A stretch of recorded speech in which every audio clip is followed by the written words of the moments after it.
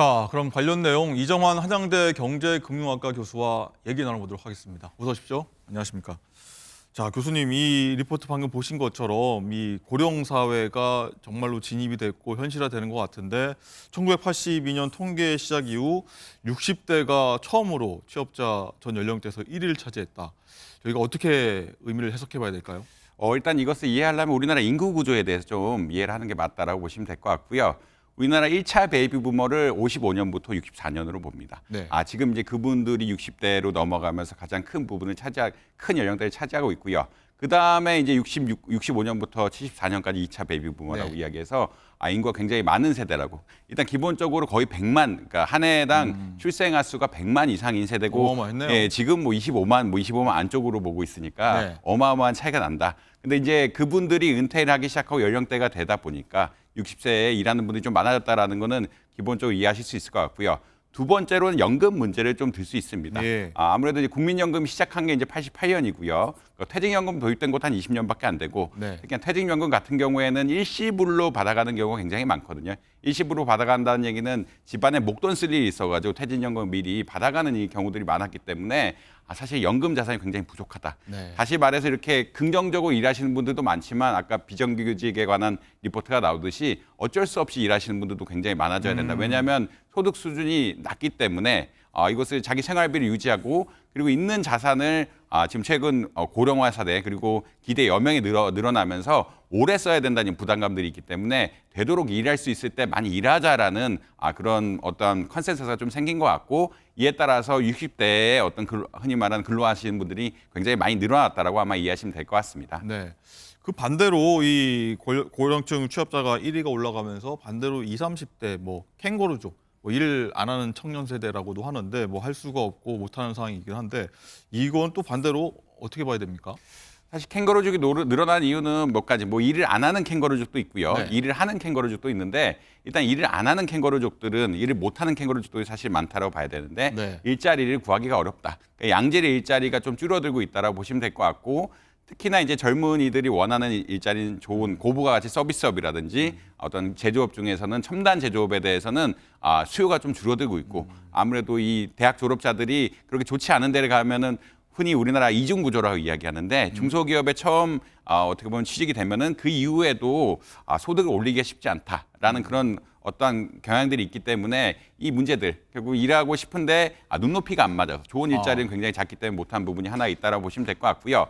일하는 분들 역시 캥거루족이 많아졌는데 네. 아무래도 물가 때문이라고 보시면 될 것 같습니다. 물가가 굉장히 많이 올라갔고 집을 살려고 하면 돈을 모아야 되고 그다음에 생활비, 외식비 같은 것들도 굉장히 많이 올라갔기 때문에 집에 있으면서 어떻게 보면은 캥거루족처럼 가족과 같이 사는 부모님과 같이 살고 특히나 최근에 또 결혼 연령이 굉장히 늦어지지 않았습니까? 맞습니다. 이렇기 때문에 이제 캥거루족이 늘어나는 이런 현상들이 나타날 수밖에 없다라고 보시면 될 것 같습니다. 그렇군요. 어쨌든 이 캥거루족 문제 같은 경우 현상 같은 경우에는 출산율과 연령이 좀 연관이 있을 것 같고 또 조금 전에 얘기했던 고령 사회 연령층이 지금 취업 연령층이 높아지는 부분은 좀 고령화와 연결될 수 있고 이 두 부분이 사실 경제 성장률과 연관이 있을 텐데 이 부분 굉장히 우리 사회가 주목해야 될 것 같아요.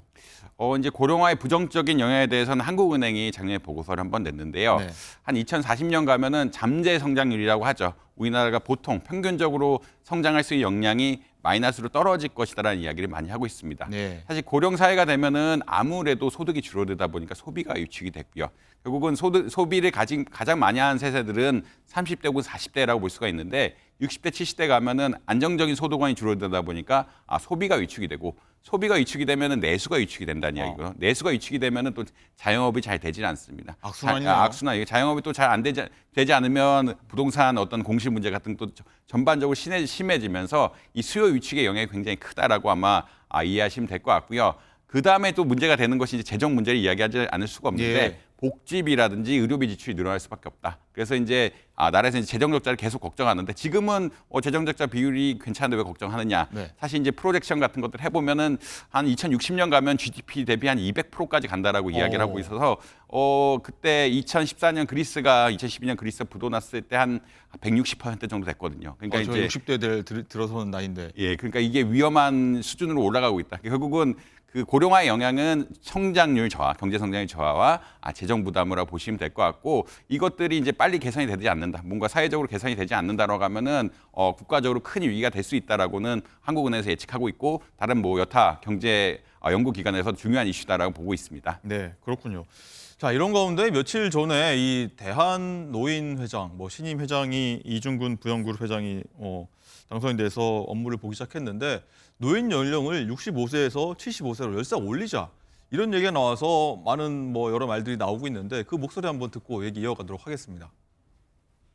이에 노인 인구 관리를 위해서 현재 65세 노인 연령을 1년간씩 단계적으로 상향 조정해서 75세 정도로 노인의 숫자를 적정하게 관리할 수 있도록 대한노인의 명의로 75세로 상향 조정할 것을 정부에 건의합니다. 네, 노인 연령을 75살로 10살 높이자. 교수님, 이거는 어떤 의미들을 좀 담고 있다고 봐야 됩니까? 이 노인의 연령 높이자라는 이야기는 사실은 정년을 연장하자 그리고 연금을 받는 시점을 늦추자라는 그런 이야기라고 아마 이해하시면 될 것 같습니다. 결국은 노인들이 근로할 수 있는 환경을 오래 만들어서 미래의 삶은 더 대비할 수 있게 하고요. 아무래도 기대 여명이 계속 길어지다 보니까 이것을 준비해야 될 기간 역시 굉장히 길어진다. 그렇기 때문에 근로할 수 있는, 그러니까 법적으로 근로할 수 있는 기간을 늘리면서 연금도 좀 늦추면서 연금 고갈도 막고 그다음에 임금을 회복하자라는 이야기로 보시면 될 것 같고요. 그 이종근 회장님이 얘기한 거는 막 늘리자는 건 아니고 약간 임금 피크제처럼 65세 이후에는 그러니까 기존의 정년 나이 이후에는 임금을 깎아가면서 이제 정년 연장을 하면서 어떻게 보면은 우리나라 재정 문제라든지 건강보험 문제라든지 국민연금 문제라든지 성장률 문제 이런 것들을 한번 재고해 보자라는 그런 의견으로 보시면 될 것 같습니다. 어떻습니까? 사회적으로 경제적으로 좀 이득이 되는 문제입니까? 어떻습니까? 사회적 논의도 좀 필요할 것 같은데. 사실은 이제 노인의 일자리 자체에 대해서 문제를 많이 삼고 있거든요. 그러니까 임금 피크제 제도는 좋은데 이게 결국은 유연근무제와 연동이 돼야 된다라고 아마 보시면 될 것 같습니다. 그러니까 이제 많은 분들이 최근에 연구하시는 분들은 노인들이 어떤 환경에서 일자리를 잘할 수 있을까에 대해서 연구를 많이 하고 있고요. 그것은 결국은 재택근무도 좀 가능하고 일도 하루에 8시간 하는 것이 아니라 4시간 인텐시브하게 하면서 생산성을 높이는 방법으로 예전만큼 체력은 되지 않기 때문에 그리고 이제 할 수 있는 이 영역 역시 좀 젊은 층들과 겹치는 부분들은 좀 배제해주고 이렇게 좀 추가적으로 작은 일들을 여러 개 쪼개가지고 노인층들이 해야 되는 것이 아니냐. 그리고 그 방식 역시 유연하게 재택근무할 수 있는 건 재택근무하고 그다음에 시간 역시 탄력적으로 조정하는 게 바람직하지 않느냐 이런 이슈가 먼저 나와야 될 상황인 것 같고요. 임금은 사실은 그다음에 문제다. 그러니까 이 근로 환경이 잘 조성이 되면은 근로 시간이 줄어들게 되면 당연히 임금 역시 줄어들게 되고 일할 것을 공유할 수가 있기 때문에 그 다음 문제다라고 경제학자들은 좀 많이 인정하고 있는 이런 상황이다라고 보시면 될 것 같습니다. 그렇군요. 이 사회가 바뀌고 연령 구조도 바뀌는 만큼 분명히 우리 사회적으로 논의할 내용이다 이런 생각이 드는군요. 자, 여기까지 듣겠습니다. 고맙습니다.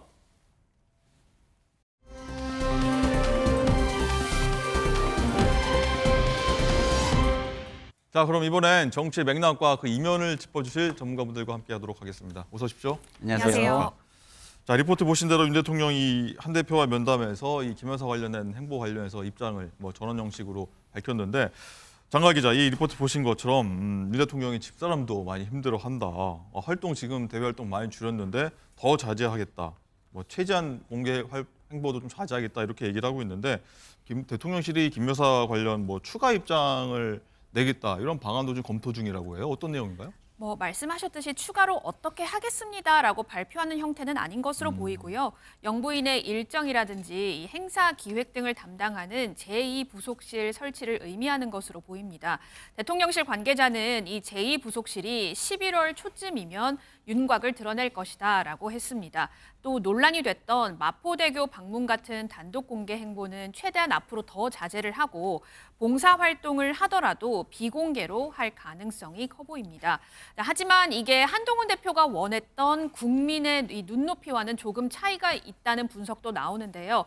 윤 대통령이 김 여사가 현재도 활동을 많이 줄였다라고 한 데 대해서 한동훈 대표는 측근에다가 이거는 요구를 수용한 게 아니다라면서 한동훈 대표가 원한 건 김건희 여사의 활동 중단인데 윤 대통령이 줄였다라고 한 건 중단은 안 하겠다는 것 아니냐라고 말한 것으로 전해지고 있습니다. 네.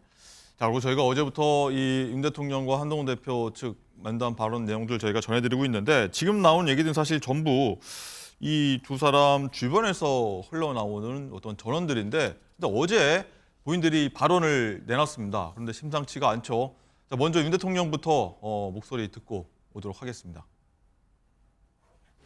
내지는 홍사에서 그때 후보님들 안녕하세요.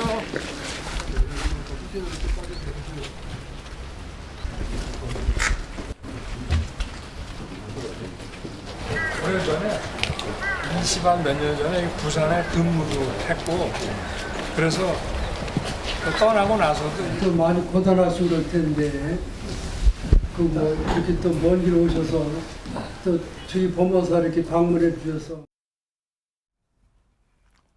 자, 이 윤 대통령이 어제 이 부산 금정구 법어사 절로 갔는데 재보궐선거 승리한 이후에요. 자, 영상에 나오지 않았지만 이런 대화들을 사찰 관계자들과 했다고 합니다. 자, 여러 힘든 상황이 있지만 업보로 생각하고 돌을 던져도 맞고 가겠다. 이런 얘기를 지금 화면 보시는 것처럼 윤 대통령이 했다고 하는데 김광삼 변호사님, 뭐 네. 단순히 절에 가서 저런 얘기를 한 것 같지는 않고 현재 이 최근 현안 이슈에 대해서 얘기를 한 것 같은데 어떤 의미를 좀 봐야 됩니까? 그 돌 던져서 맞고 가겠다고 하는 이 말 자체는 우리가 이렇게 해석할 수밖에 없죠. 우리는 잘못한 게 없다. 그리고 김건희 여사는 뭔가 이제까지 의혹에 대해서 잘못한 게 없기 때문에 잘못한 거 없음에도 불구하고 계속 이렇게 공격하면 그건 어쩔 수 없지 않느냐. 그럼 돌 던지면 맞겠다 이런 취지거든요. 감수하겠다. 그렇죠. 그러니까 지금 대통령이나 대통령실 입장에서는 김건희 여사 의혹이랄지 여러 가지 문제에 대해서는 아무런 문제가 없는데 왜 야당에서 이런 문제 제기하는 거에 대해서 같이 동일해서 이런 식으로 공격하느냐. 그렇게 생각하고 있는 것 같아요. 그러니까 향후에 있어서도 뭐 특검이 됐건 탄핵이 됐건 그건 상관치 않고 이제까지 했던 나의 국정 기조 그리고 뭐 김건희 여사는 뭐 좀 자제는 하겠지만 네. 아니 영부인이 밖에 나가서 공개 활동하는데 뭔 문제가 있느냐 이런 취지인 것 같아요.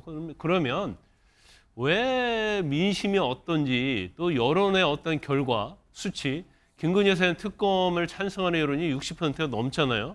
그럼 이건 단지 수치에 불과하다는 것인지 아니면 본인들은 잘하고 있는데 국민들이 잘못 생각하고 있다는 것인지 지금 돌 맞고 가겠다는 그런 취지로밖에 들리지 않잖아요. 그러면 앞으로 나는 변화하지 않고 혁신하지 않고 이제까지 했던 것처럼 그대로 가겠다 이런 취지로 들리기 때문에 네. 뭐 저걸 듣는 뭐 친한계랄지 국민의 입장에서 보면 굉장히 답답한 노릇이죠. 그렇군요. 자, 김상일 네. 부대변인, 일단 한 대표는 이 관련해서 김 여사 관련해서 이 측근 그룹도 문제다 이렇게 보고 있는 것 같고 실제로 뭐 한남동 라인 8명 뭐 실명을 조목조목 해서 윤 대통령한테 보여주면서 좀 네. 문제성이 있는 것 같다, 정리를 해달라 이런 취지로 얘기했다는 것 같은데 네.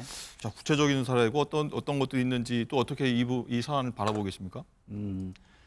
그 대통령께서 구체적인 걸 가져와라 이렇게 얘기를 했잖아요. 그러면은 문제가 있다면 구체적으로 네, 얘기를 구체적인 걸 해봐라. 가져오라 그랬잖아요. 그러면 한동훈 지금 검사로 보는 건가요?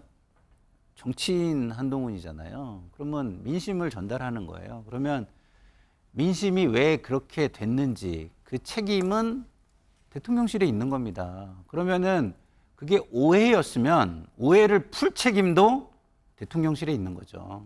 근데 마치 그것을 비난하는 내지는 그것을 걱정하는 사람들이 잘못된 것처럼 이야기를 하는 겁니다.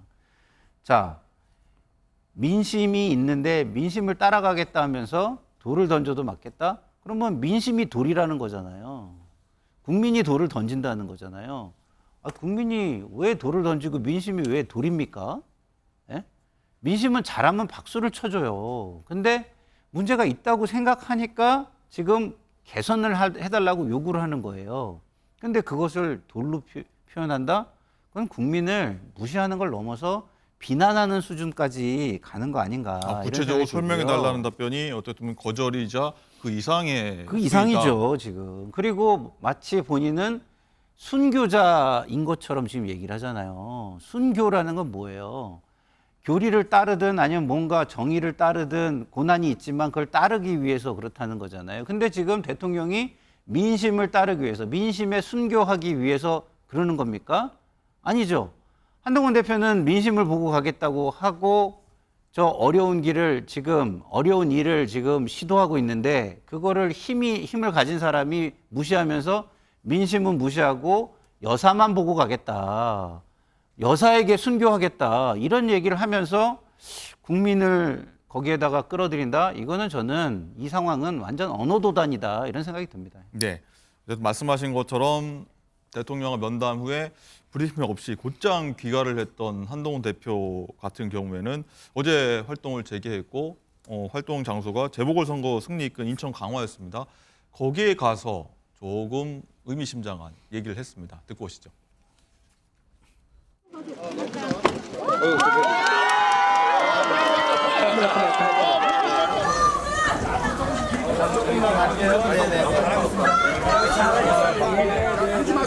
저는 국민의힘이라는 우리 당의 이름을 참 좋아합니다. 오직 국민만 보고 민심을 따라서 피하지 않고 문제를 해결하겠습니다. 예, 들으신 대로입니다. 민심만 보고 가겠다, 국민만 보고 가겠다라고 한 대표가 얘기를 했는데, 자, 김상일 네. 대변인 말고 김광삼 변호사께 여쭤봐야 될 것 같은데 어떻습니까? 국민만 보고 가겠다는 말은 다른 말로는 어떤 게 좀 연상이 되긴 하거든요. 일단 국민 민심을 대통령에게 전달했잖아요. 네. 대통령은 그 민심을 무시하잖아요. 아, 그건 아니다, 의혹이다, 증거를 가져와라 이런 얘기를 하고 있잖아요. 그런데 이제 대통령이 검사 출신이긴 한데 법과 정치를 좀 구분을 못하는 것 같아요. 재판 수사는 증거가 있어야 하죠. 그러면 정치에 있어서 증거를 가져와라, 증거를 대라. 그럼 이거 수사에서 될 수 있는 게 아니고 어떤 의혹이랄지 그런 것들은 규칙 사유가 지금 김건희 여사는 이제 대통령에 있는 거 아닙니까? 그러면 민심이 이렇게 나빠졌겠어요. 뭔가 잘못했기 때문에 나빠진 거잖아요. 그럼 그 민심의 흐름을 잇고 거기에 대한 선제 조치를 해야 하는데, 그러니까 민심이 이렇게 나빠진 거에 대해서는 증거를 가져오라는 거예요, 증거. 근데 이건 수사도 아니고 재판도 아니잖아요. 이제 그러니까 한동훈 대표 입장에서는 일단 대통령과 회동을 하면서 대통령의 생각이 뭔지를 확인한 거예요. 그리고 앞으로 독대를 하고 이 얘기해봤자 이건 벽에다 대고 이 얘기하는 것도 같다라는 생각을 했겠죠. 그래서 저희 일종의 아주 헤어지는 건 그렇지만 이제 대통령과 뭔가 같이 논의해서 뭔가를 이끌어갈 수 있는 임계점이 이미 지났다. 그러면 민심에 의해서 앞으로 정치를 하겠다는 거 아닙니까? 뭐 내 갈 길을 가겠다 이렇게 봐야 그렇죠. 됩니까? 그럼 민심이 특검에서도 김건희 특검에 대해서도 60% 이상 지지하잖아요. 그리고 여지 의혹에 대해서도 국민들이 의혹을 가지고 있기 때문에 그러면 앞으로 민심에 맞는 정치를 하겠다. 대통령 입장에서는 민심은 잘못된 거다 이렇게 생각하니까 결과적으로 다른 길을 가겠다는 것을 우회적으로 이 얘기를 한 거죠. 그래서 앞으로는 한동훈 대표가 대통령과 더 만나자랄지 그런 얘기를 하지 않을 거예요. 그리고 결국 특검이랄지 여러 가지 민심과 관련된 정책이랄지 이런 거에 집중을 하면서 아마 대통령실을 좀 압박할 가능성이 크다 이렇게 봅니다. 그렇군요. 어쨌든 이 한동훈 대표가 한 발 더 나아갔다 이렇게 봐야 되는지 모르겠는데 어젯밤 친한계 의원들 수명과 예정에도 없던 이 번개 회동을 가졌다.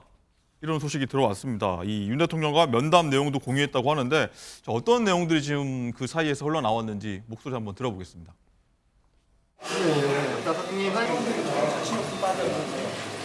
이 모임은 대표님이 주재하신 게 맞나요? 우리 의원들끼리 그냥 자발적으로 면담 얘기 좀 하고 그 당이 앞으로 나가야 될 방향에 대해서 서로 의견을 교환하고 그 정도였었어요. 다양한 얘기들 했어요. 대표님께서 어떤 말씀하셨나요? 밥 먹었어요. 밥 먹었어요. 그건 당의 총의를 모아서 해야 될 문제죠. 네, 이렇게 친한계 인사들 얘기를 했는데 굉장히 좀 말을 아끼는 것 같습니다. 구체적으로 얘기는 안 하는데 번개 만찬, 번개 회동이라고 하는데 장가희 기자, 이 모임은 누가 먼저 만나자고 했던 건가요? 한동훈 대표가 제안해서 열린 즉석 회동으로 알려지고 있습니다. 약 1시간 30분가량 여의도 모처에서 만찬이 진행이 됐는데요. 원내에서는 고동진, 김혜지, 김형동, 조경태, 주진우 의원 등 21명이 그리고 원외에서는 김종혁 최고위원 이렇게 22명이 함께한 것으로 전해집니다. 한 대표는 이 자리에서 윤 대통령과의 면담 결과를 직접 설명한 것으로 알려지고요. 조경태 의원은 만찬 후 기자들에게 현재 상황을 좀 엄중하게 보고 있다는 인식을 공유했다라는 정도로 말을 좀 아끼는 모습이었습니다. 그런데요, 조금 전에 나온 한 보도에 따르면 예? 어제 만찬은 사실 추경호 의원의 성토장이 됐다고 오. 합니다. 자, 한 참석자가 이 한동훈 대표가 홀대를 받았는데 그런 상황에서 어떻게 추경호 원내대표가 대통령과 밥을 먹을 수 있느냐, 원내대표는 용산에만 충성한다는 등 이런 성토가 있었다는 겁니다. 하지만 이에 대해서 한동훈 대표는 별다른 반응을 보이지는 않았다고 하고요. 대부분 의원들이 문제를 좀 제기하는 형식이었다고 전해지고 있습니다.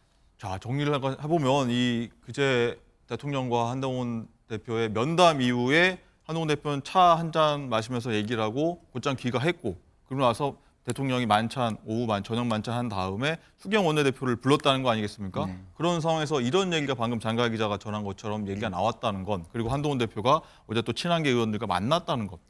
어떻게 보면 여권이 원팀이 아니라 투팀으로 좀 갈라지고 있다, 이렇게도 보이거든요. 어떻습니까? 그 원팀 투팀으로 얘기하는 건 너무 일반화의 오류인 것 같고요. 일단은 그 여권에서 성공을 위해서는 양쪽 다 뭐 살 수 있는 길을 가는 게 가장 좋겠죠. 네. 그런 걸 모색을 하려고 하는 가운데 대통령은 이번 임기 끝나면 가시는 거잖아요. 예? 어쨌든 또 출마를 하시지 않잖아요. 선거가 네. 없잖아요. 근데 당은 계속 선거를 치러야 되잖아요. 그래서 그런 차원에서 계속 선거를 치를 수 있게 해주세요. 그래서 조금 쇄신을 해가지고 당의 힘을 좀 실어주시고 다음 선거에서 이길 수 있게 해주세요라는 요청을 한 건데 그거를 대통령은 그 뭐 문제 지금 그게 무슨 문제가 있어라고 문제 의식을 저는 전혀 느끼지 못했다. 그러면 당 입장에서는 이 상황을 또 돌파를 해야 되잖아요. 선거를 치르기 위해서. 네. 그러기 위해서 그거를 의논하기 위해서 계속 모임을 하고 의논을 하고 있는 상황이다. 이렇게 보시는 게 맞을 것 같고요. 저는 좀 아쉬운 게 어제 한동훈 대표는 제가 볼 때는 한 하루 이틀 칩거를 하는 게 더 맞았다고 저는 생각을 해요. 왜냐하면 그 가수들이 노래를 부르고 난 다음에 이게 바로 그냥 무대에서 들어가 버리잖아요. 네. 그러면 관중들이 되게 허탈해요. 박수를 쳐주려고 기대를 하고 있는데 그걸 충분히 이렇게 무대에 서가지고 쫙 박수를 받고 네. 그래야 되잖아요. 그러면 어제의 대통령실의 잘못을 성토하는 분위기가 쭉 있었고 한동훈 대표에 대한 동정 여론이 있었으면 그걸 갖다 쭉 이렇게 끌어올리는 시간이 필요했다고 저는 조금 생각을 더 해요. 주변에 경청을 하면서요. 예, 예. 칩거를 하고 네. 좀 이렇게 어떻게 움직일지 기대감을 증폭시키면서 했어야 되는데 바로 힘을 과시하듯이 힘으로 싸우겠다는 식이 나왔잖아요. 성급했다. 저는 그거는 조금 전략 미스다 이렇게 생각합니다.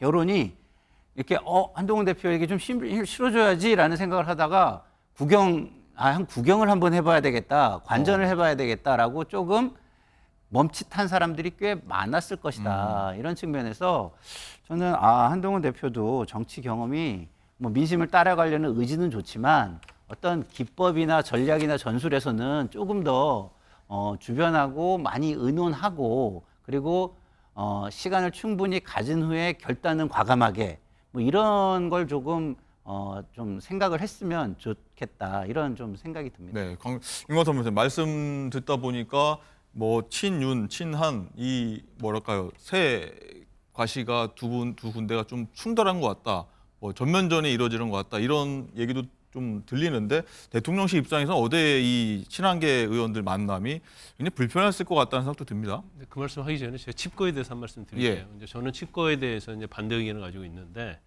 이게 사실 칩거를 할 상황은 아니에요. 그리고 만약에 바로 나왔어야 된 게 그렇죠. 맞다. 만약에 이게 2, 3일 칩거를 해버리면 기대감이 엄청나게 증폭되죠. 근데 기대감이 증폭되면 뭔가 대통령에 대한 썸 펀치를 가격해야 하거든요. 크게.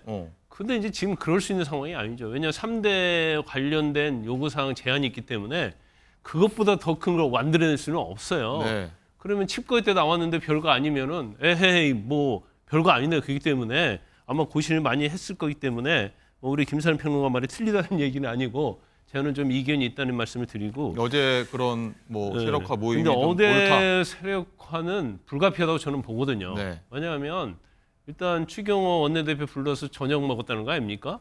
그리고 번개만천했는데 근데 한동훈 대표 입장에서는 친한계 모아서 의견을 들어야죠. 대통령이 제안에 대해서 뭐 이런 제안 거절한 거나 똑같거든요. 그러면 앞으로 어떻게 할 것인가에 대해서 논의를 해야 하는 자리가 빠르면 빠를수록 좋은 거예요. 그래서 본인이 독단적으로 뭘 이렇게 하는 것보다는 의견을 듣는 자리다 이렇게 생각을 하는데 지금 제가 추경호 대표 원내대표도 한 말씀 드리고 싶은 게 예. 이분이 지금 난세잖아요. 그럼 국민의힘의 정말 대통령이 지금 망해가고 있다 할 정도로 비판을 받고 있는데 원내대표잖아요. 대통령실과 중계를 잘해야 하거든요. 아무리 친윤이다 할지라도 굉장히 그걸 잘 조합을 하고 대통령도 설득하고 한동훈 대표도 설득해서 뭔가를 좋은 방향으로 가게 만들어야 하는데 이 사람은 대통령 입장만 드는 거예요. 예를 들어서요. 자, 한동훈 대표 빼고 뭐 만찬을 한다라 할지 그러면 대통령께 그러시면 안 됩니다. 한동훈 대표 참석시키도록 해서 의견도 듣고 해야지 국민의 눈도 있고 하니까 그런 식으로 설득을 해야죠. 대통령실 오라면 오고 가라면 가고. 중재자 역할을 해야 된다. 그렇죠. 이런 무능한 원내대표가 어디 있어요. 그래서 이 시국에 맞는 원내대표를 저는 사퇴를 시키고 중립적에 있는 국회의원에게 다시 원내대표를 뽑아야 한다고 생각하거든요. 지금 원내대표 역할이 가장 중요한 때인데 원내대표가 마치 대통령의 어떤 뭐 신부름꾼 같은 역할만 하고 있어요. 굉장히 이 중한 시기에 원내대표의 어떤 무능력 이런 거에 대해서는 비판을 받아야 마땅하다고 저는 봅니다. 네, 김광삼 변호사님 의견 말씀을 들어봤고요. 좀 드리면 이런 겁니다. 제가 칩보를 하고 어떤 여론을 모아야 된다는 이유는 한동훈 대표는 앞으로 행보가 굉장히 어려워요. 2년 반이라는 임기가 남아있는 대통령입니다. 원내대표, 국회의원 다 법이 정한 임기가 있는 사람들이에요. 당대표는 당규에 의해서, 당원 당규에 의해서만 돼 있어요. 그래서 그 임기가 법에 정한 사람들보다는 불안정하다고 보는 게 맞습니다. 그러면 2년 반 남은 대통령하고 대통령을 견인할 수 있는 힘은 어디서 나오겠습니까? 제가 볼 때는 민심과 그 민심으로 또 임기가 3년이나 남아서 공천권을 행사할 수도 없고 오히려 대통령에게 얻을 게 많은 국회의원을 설득해야 되는 거예요. 그러면 민심이나 당심이 모여진 것이 확인되지 않으면 이 사람들이 설득이 될까요? 저 20-30명 가지고 교섭단체 만들어서 신당도 할 수 있고 할 수 있겠지만 예. 그 방식으로 본인이 앞으로의 미래를 개척해 나갈 수 있을까요? 국민의힘의 앞으로의 선거를 잘 이끌어 나갈 수 있을까요? 저는 그게 어렵다고 보는 거예요. 그래서 결국엔 지금 한동훈 대표가 해야 되는 거는 당 내의 당원들의 민심을 다시 한번 확인하고 일종의 재신임인 거죠. 네. 재심에 준하는 당심을 다시 확인하고 그걸 가지고 국회의원들 한 명 한 명을 만나서 설득을 하는 작업, 내 사람으로 만드는 작업이 저는 우선한다고 보기 때문에 안 그러면 대통령의 힘으로 싸워서 이기는 거는 저는 불가능하다고 봅니다. 네, 두 분의 엇갈리는 어제 친한계 모임의 엇갈리는 의견도 들을 수 있었고요. 어쨌든 이 여권의 이런 상황들, 뭐 여당 일각에서는 뭐 심리적 분당 상태가 가속하고 있다 이런 말까지 나오는데 장가희 기자, 여러 가지 뒷말이 그 면담 이후에 계속 나오고 있죠. 그렇습니다. 우선 이 여권 인사들이 많은 매체 인터뷰를 통해서 윤 대통령과 한동훈 대표의 이 회담 방식에 대해서 굉장히 강한 불만들을 제기를 했는데 첫째는 한동훈 대표가 술 대신 제로 콜라를 마신다고 해서 이 차담회에 제로 콜라를 내놓는 건 좀 한동훈 홀대론을 키우기 위한 것이 아니냐 이런 얘기가 나오고 있습니다. 좋아하는 음료를 놨는데도 네, 그런 그래도 의견이 뭐 나오는군요. 날씨가 추우니까 뭐 차를 놓을 수도 있는데 굳이 제로 콜라를 거기에 놓는 거는 좀 홀대하는 게 아니냐는 얘기가 나오는데 이 제로 콜라는 지금 알려진 바로는 윤 대통령이 직접 지시한 것으로 알려지고 있습니다. 둘째는 당초 4시 30분으로 알려졌던 회담이 24분 정도 밀렸죠. 근데 이날 날씨를 제가 한번 찾아봤더니 최저가 10도고 최고가 19도였어요. 쌀쌀했군요. 그러면은 한동훈 대표가 밖에서 20분을 서서 기다리기에는 사실 조금 쌀쌀한 날씨였거든요. 그런데 이 역시 한 대표 홀대론에 좀 힘을 싣는 그런 방증이 아니냐는 얘기가 나오고요. 또 이 셋째는 윤석열 대통령과 한동훈 대표의 이 자리 배치가 도마 위에 가장 많이 올랐습니다. 이 검사와 뭐 피의자의 구도냐 아니면 이게 지금 면접 자리냐 이런 얘기가 나왔는데 한동훈 대표 측에서 원탁을 요청을 했지만 대통령실이 거절했다 이런 보도도 나오고 있고요. 또 대통령실에서는 여당 대표가 대통령 만나는데 원형 테이블 요청하는 거 정부 수립 이후에 처음 본다라는 이런 언급도 대통령실에서 있었다라는 보도도 현재 나오고 있습니다. 자, 윤 대통령 입장에서는 이 배려한 측면도 있고 뭐 불가피한 측면도 있을 텐데 이런 말이 흘러나오니까 추후에는 이 여당 대표 대통령이 독대가 다 자리 한번 다시 만들 수 있을까 이런 좀 의구심도 들긴 합니다. 자, 그런가 하면요. 이 김 여사 공천 개입 의혹의 핵심 제보자인 강혜경 씨가 이 국회에서 증언을 쏟아내면서 파장을 더욱 계속해서 키우고 있습니다. 특히 명태균 씨는 이 강혜경 씨 증언이 이어지자요. 이 반박하는 텔레그램 메시지를 또 내놨습니다. 영상 보시고 얘기 이어가도록 하겠습니다. 강혜경 씨는 어차피 나가게 되면 그 발언하는 것이 위증할 수밖에 없어요. 걔가 지금처럼 하는 걸 주장하면 걔는 무조건 위증죄예요. 법사위에 나가면 나가는 거 그대로 해갖고 우리가 그냥 위증죄를 고발하면 돼요. 만일 진술에 거짓이 있으면 위증의 벌을 받기로 맹세합니다. 일단 김건희 여사가 이제 명태균 대표를 봤을 때 조상의 공덕으로 이제 태어난 자손이다라고 얘기를 하면서 이제 첫 대면을 했다라고 들었습니다. 약간의 영적으로 이렇게 대화를 많이 한다라는 얘기를 하셨어요. 그 위증죄로 고발을 하시면 저는 위증을 한 게 없기 때문에 그대로 맞고발할 겁니다. 네, 보시는 화면과 같은 내용입니다. 정리를 하자면요. 국회 증인 나선 강혜경 씨가 명태균 씨와 김건희 여사가 영적 대화를 많이 나눈다. 이런 대화가 오갔는데 구체적으로 어떤 내용입니까, 장 기자?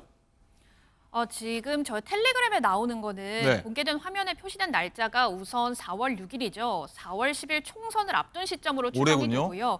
제목은 김건희 여사가 명태균 씨와 국사를 논의한다는 소문이고 내용을 좀 살펴봤더니 김건희 여사가 천공 스승과는 이제 거리를 두고 명태균과 국사를 논의한다. 이게 지라시가 오갔다는 내용인 거죠? 이게? 네, 명태균은 이준석 전 대표도 사주를 벌어 창원을 찾아갈 만큼 입소문이 난 인물로 확인이 되는데 과거 이 창원 일대 공중전화부 번호 부책을 만드는 사업을 하다가 명태균이 사주를 보는 무속인으로 전환을 했다. 그리고 윤석열 대통령이 고 엘리자베스 2세 영국 여왕 장례식에 참석하지 않으려 했던 그 이유는 명태균의 조언 때문이라고 전해지며 명태균은 김건희 여사에게 점사비를 받지 않으면서 김건희 여사로부터 신뢰를 받았다. 이런 내용이 있습니다. 자, 이에 명태균 씨는 그 텔레그램 답변에 세상에 천벌받을 사람이 많네요 라고 답을 했습니다.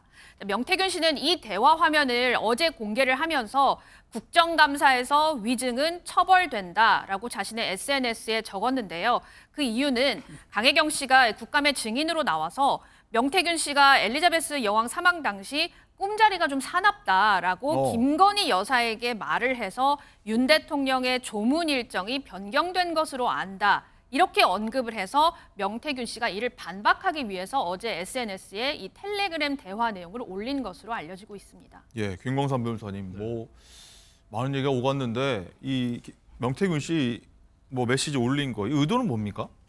아니 의도 자체를 보면 이제 강혜경 씨가 이제 국감에 나가서 허위로 증언을 했다 이런 취지인 것 같아요. 네.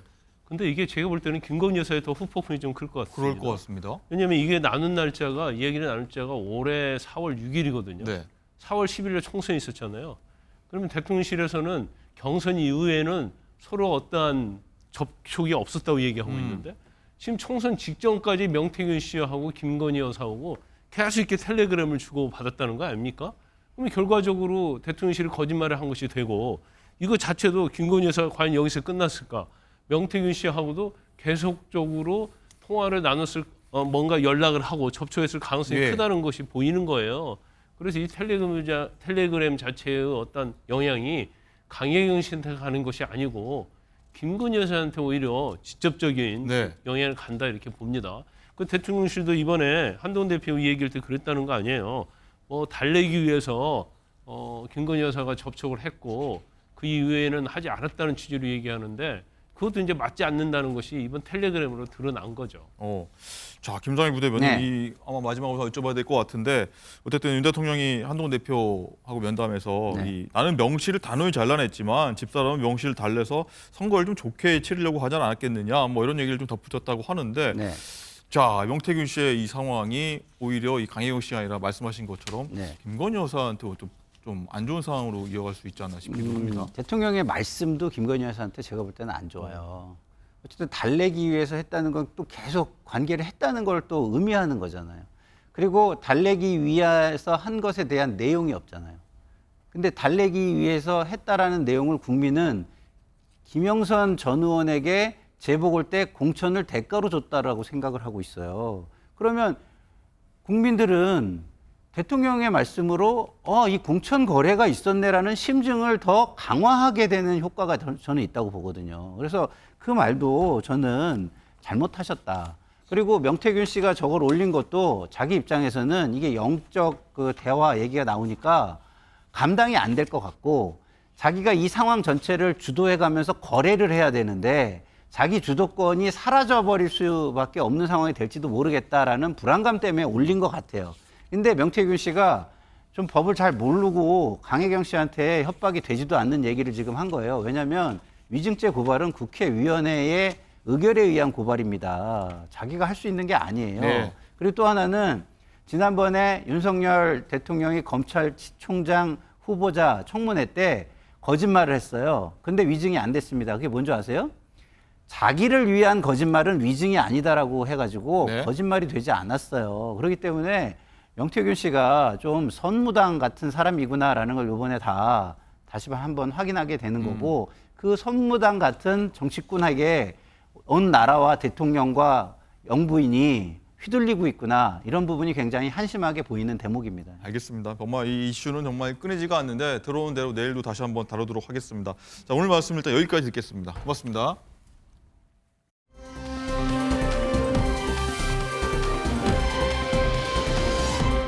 자, 다음 얘기 넘어갈 텐데 이 인터넷 불법 도박 사실을 고백했던 개그맨 이진호 씨가 어제 경찰에 출석을 했습니다.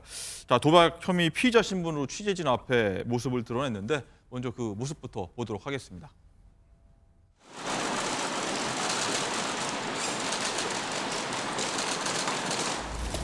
팬들에게 한마디 하시죠. 네, 죄송합니다. 네, 불법 도박에 빠지게 된 이유는 뭡니까? 죄송합니다. 사기 의혹에 대해서 어떻게 생각하십니까? 피해 연예인들에게 하실 말씀 없으세요? 제가 사진 잘 받고 감사합니다. 자, 보신 대로인데 홍 기자님, 이 이진호 씨가 이 비난을 받은 게 부모님 일로 급하다면서 동료 연예인들 속여갖고 돈을 좀 빌리지 않았습니까? 이런 다음에 처음으로 이제 대중 앞에 얼굴 비춘 건데 정확히 어떤 조사를 받은 겁니까? 지금 현재 불법 도박, 온라인 불법 도박 관련해서 피의자 신분으로 조사를 받은 건데 사실 이게 B2가 아닙니다. 빚진 것 같겠습니다로 끝나는 게 아니기 때문에 당연히 조사를 받은 것이기도 하고 실제로 민원인이 국민이 이거를 갖다가 민원 접수를 했어요. 그래서 강남 경찰서에서 이제 수사가 시작이 된 겁니다.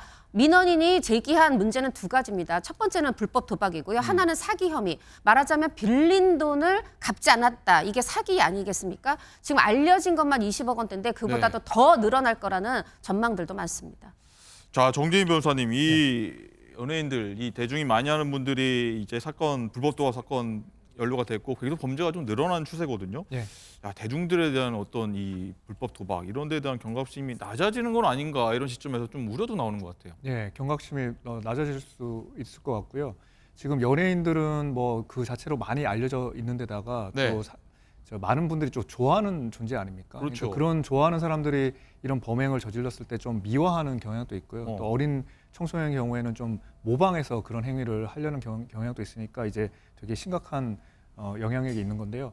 또 저는 좀 더 걱정되는 거는 이게 지금 이 이진호 씨가 또 돈을 빌릴 때 뭐 세금부터 좀 내고 하게 해달라거나 이런 거짓말을 하는 것들이 사실은 범행 수법이거든요. 그러니까 이런 것들이 이제 널리 알려지고 또 그러면 따라서 또 사기를 저지른 사람들도 많아지고 또 그런 수법이 별거 아닌 것처럼 받아들여지는 것도 좀 걱정이 되는 거고요. 지금 사기 도박은 사실 이진호 씨 사건을 봐서 알겠지만은 결국에는 자기만 그냥 가사탕진하는 게 아니고 주변 사람들한테 돈을 빌리게 되고 또 그게 거짓말을 하게 되고 그게 사기가 되고 또 거의 대부분 빌려준 사람이 못 받잖아요. 그러니까 큰 피해를 야기하는 거거든요. 그래서 사기 도박만 할 게 아니라 그 너머에 주변 사람들한테 사기와 같은 큰 피해를 미칠 수 있는 아주 중요한 범죄다. 이런 부분들에 대한 경각심이 높아져야 될 것 같습니다. 네, 어쨌든 이 홍 기자님 설명해 주신 대로 이 채무 금액이 한 20억 원대, 뭐 23억이다 이렇게까지 추정되고 있는데 자, 변호사님 이 여러 가지 혐의들이 있는데 이 처벌 수위는 어느 정도로 될 걸 예상하십니까? 이진호 씨의 경우에 이제 혐의가 크게 두 가지인데요. 하나는 상습 도박이고요. 상습 도박의 경우에는 도박은 벌금이지만 상습 도박은 3년 이하의 징역이기도 하거든요.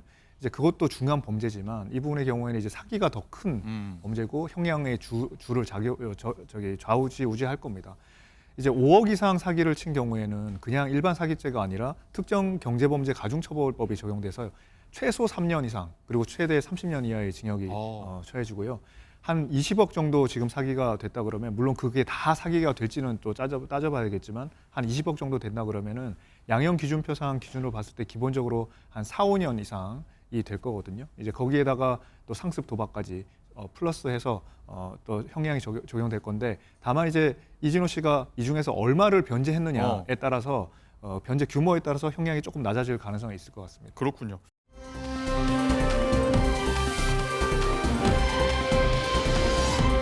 기분 좋은 소식도 한번 들어보도록 하겠습니다. 이 가왕 조용필 씨 소식인데 어제 저희가 뮤직비디오 짧게 소개했는데 어제 오후에 신곡이 나왔습니다. 타이틀곡이 그래도 돼라는 분들인데 자 어제 이 응원 메시지 담은 그래도 돼 이런 노랫말처럼 정말 많은 분들한테 힘이 됐으면 좋겠는데 이 간담회를 가졌습니다. 육성으로 한번 조용필 씨가 어떤 얘기를 했는지 먼저 한번 듣고 얘기해 보도록 하겠습니다. 곡을 선택을 했을 때 사운드를 굉장히 신경을 많이 했습니다.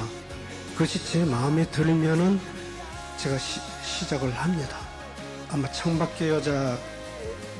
그다음에 단발머리가 80년도에 나왔습니다.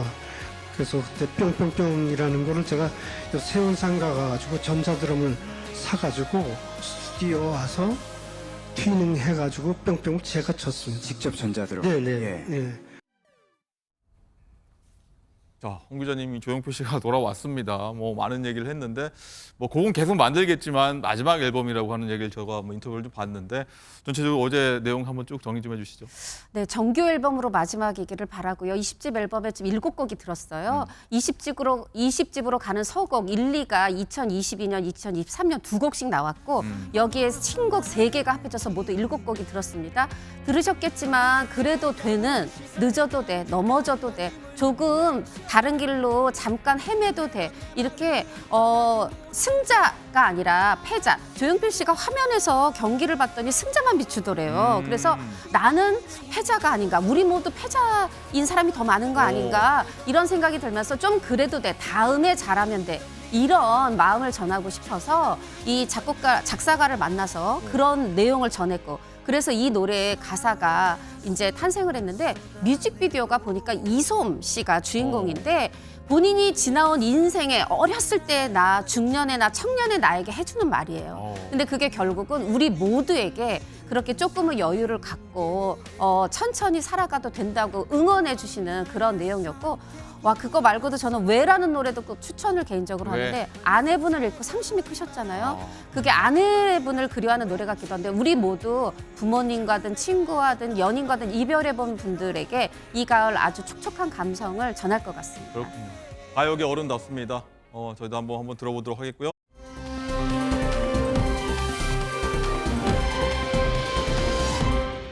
라이브픽입니다. 북한군의 러시아 파병 문제, 북한군으로 추정되는 영상을 비롯해 증거들이 공개되면서 파장이 커지고 있습니다. 어제 러시아 텔레그램의 한 채널에 올라온 북한군으로 보이는 군인들의 영상입니다. 러시아 기지에 도착한 북한군의 모습이라는 설명과 함께 북한군 추정 인물들이 북한 특유의 억양으로 힘들다, 늦었다 말하는 육성이 담겼는데요. 물론 정확한 진위는 알 수 없지만 이번 영상으로 국제사회 경계심이 고조되는 것만큼은 분명합니다. 북한 김여정 부부장은 파병 논란에 입을 여지는 않았지만 러시아 상대국인 우크라이나를 한국과 묶어서 미국이 손때 묻혀 길러낸 버릇 나쁜 개들, 핵 보유국들을 상대로 뒷수습이 불가능한 어이없는 망발을 함부로 내뱉는 객기 또한 판에 박은 듯 꼭 담고 뺐다며 막말을 공세해 세계 안보를 위협했습니다.